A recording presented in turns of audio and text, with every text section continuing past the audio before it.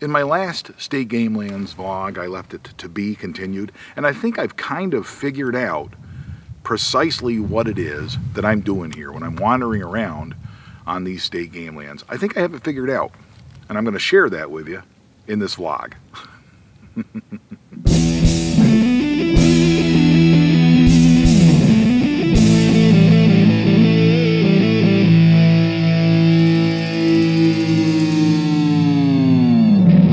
Goal today is to get out here and get scouting and get a good feel for as many of these different pieces of public property as I can before they shut them down. I am afraid that in the near future I'll either be secured in my house and unlikely to leave, or I will have no access to State Gamelands because the government will close access to those as they lose personnel to police them, that sort of thing. So I'm a little bit afraid of that, but that is a perfect time nonetheless. This is the best time of year to do this, and I'm going to make best use of my time, get out here as often as possible, as frequently as possible, walking around and seeing as much of the State Gamelands as I can. This is the year of hunting on public property for Death by Bungee. It's going to be a big change. My history is primarily, ever since I was growing up in the 1980s, hunting on private property. Even when I travel out of state, I hunt with a guide and hunt on private property in those places. I love it. I have no problem with it whatsoever. I've had great successes over the years. You have seen me have a great time here and shared in those great times here on Death by Bungee. Nice doe down already. My goal this year is to hunt exclusively on public property in Pennsylvania. That's a big goal, a lofty goal for a guy that's coming off a year of shooting 7 deer, and now I'll be hunting on public property. When I travel out of Maryland, it'll be a little different, but here in Pennsylvania, I'm scouting now in order to be successful on public ground. But I found out what the key is, I think. I have made a whole bunch of trips out here on these various pieces of public ground. I got my phone, I marked my spots. While I'm watching TV at night, I'll look through my phone, look at the maps, I'll mark different areas that I want to check out. I mark them in one color, so when I come back and I have viewed that area, then I'll take pictures and I'll mark it in a different color so that I know that I've already checked out that area.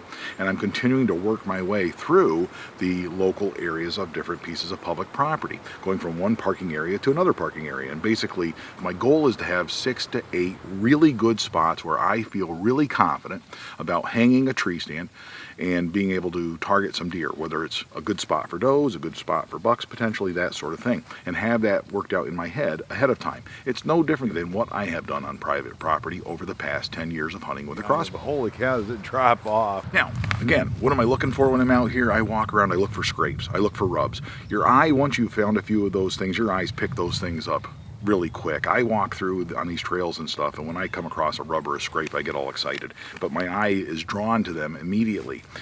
I'm also looking for deer trails, heavy traffic deer trails this time of year. That indicates to me that they had a full season worth of travel in that area. A heavy trail like that is a great spot to be looking to hunt later on in the year. No question about that. Bedding areas. You can locate bedding areas on your phone sitting right there on the couch. You get that done, you go out there and check them out and make sure that they look the same on the ground. They look like what you're looking for on the ground and not just that way from the phone. I have been fooled on a couple of them. Some of them have grown up in a way that I think is less attractive as bedding, but other ones that I've come across have looked really good for bedding, okay? So it makes a difference. Yesterday, Genevieve and I walked around on the State Gamelands, and we found a field that is a perfect bedding area that is going to hold deer, that's a perfect place to ambush deer using decoys if I want to do that down the road.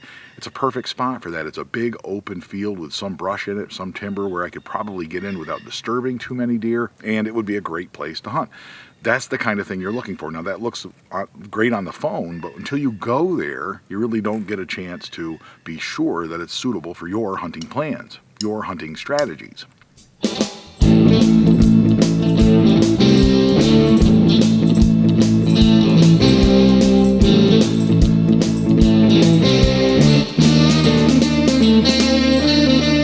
gameland stumbles back to its cave, sore from the work of the hunt.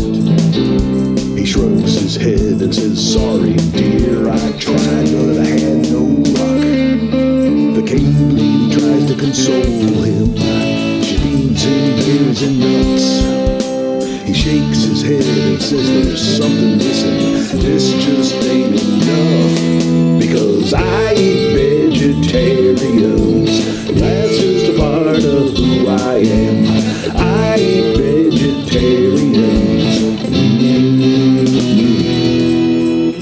I'm hoping to do though, and this is the key, this is what I have figured out.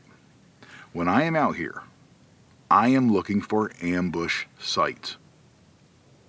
That's what I'm looking for.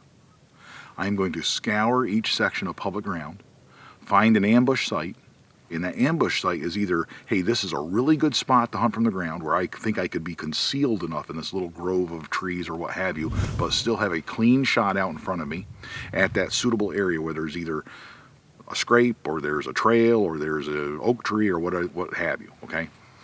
Or I'm looking for a perfect tree, and I'm going to mark some trees as perfect for a climber tree stand. I'm going to mark other trees as perfect for a hang-on tree stand. Those are my ambush sites.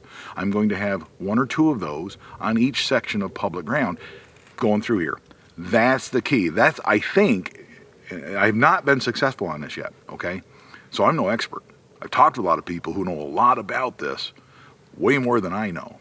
And I've done a lot of research, and I've used my head as I've walked around here to figure out how I'm going to do this. I do have 10 years of experience shooting deer with a crossbow, just not on these pieces of property. So this is really a time to not only enhance my crossbow skills, build on all the crossbow skills that I've built over the years, but this is a chance to build and enhance my hunting skills, become a better deer hunter, a better crossbow hunter. Once I've located these ambush sites, I mark them on my phone, take a photograph, so I know what tree I'm looking for when I come back. So I can look on my phone and say, oh yeah, that's this one. That's that site that has this cherry tree that'll work out well. Or that's this perfect site next to that white oak tree that has this gnarly maple that I can use the hang-on tree stand in or something like that. Once I have located those sites and got them set up where I'm using them for an intended purpose, I think I can be pretty successful out of here.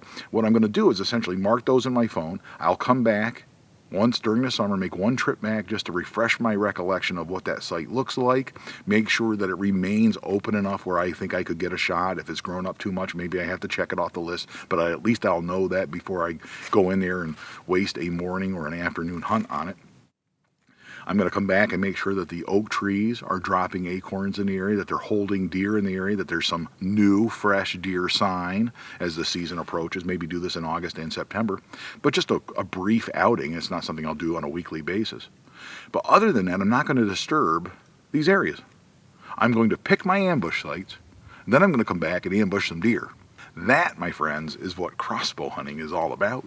What I'm trying to avoid is, hey, this is a good area for deer, and I'm going to come back and I'll hang a tree stand up here and see what happens.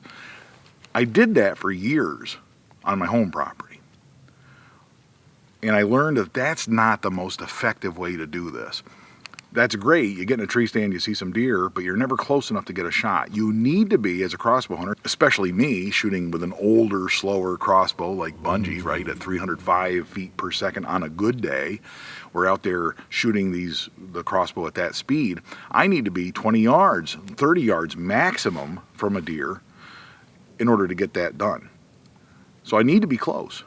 Just being out there and throwing up a tree stand and see what happens, that's not going to cut it. I'm not going to do that. I have to be close enough to be able to get that job done. I have to be close enough to make sure that I can kill deer with that crossbow.